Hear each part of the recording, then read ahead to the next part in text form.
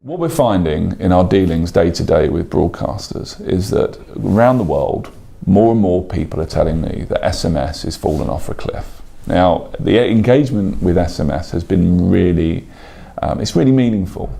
And when we've done some analysis around the content within SMS engagement versus Twitter, the SMS engagement is much more meaningful, it's much more personal, and there's much more sense of time and place about it. The challenge we have is that nobody wants to particularly use it. The people that do, say for a Radio 2 audience, are highly engaged, but for a Radio 1 audience, 90% of their engagement is Twitter.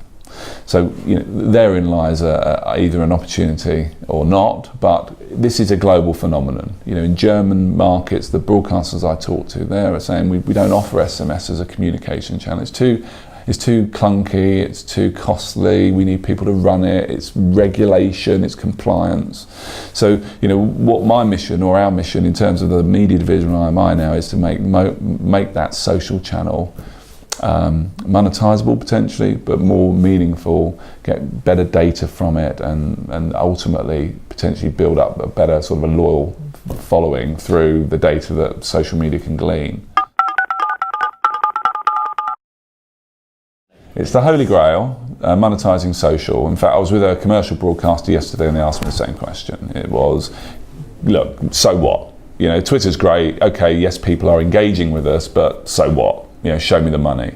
And we've been there before. There was a time when email had the same set of problems. Back in the 90s, before you could do anything meaningful, email was considered just literally a text broadcast channel, and that has evolved into effectively a replacement for direct mail.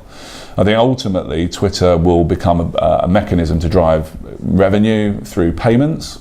One of the propositions we're putting together at the moment for broadcasters is something we've called Tweet Pay, which is effectively linking a tweet or a promoted tweet to a direct-to-bill mobile payment mechanism. So should you wish to download a piece of content from Now TV or ITV for 99p, episode of Downton, that can be promoted across Twitter but then linked to a direct-to-bill mobile payment using Pay For It or something similar. Well, people like the BBC have a lot of different touch points. So they have news, they have sport, they have music. Within music, they have radio, they have popular music. All of these media channels are touch points for engagement.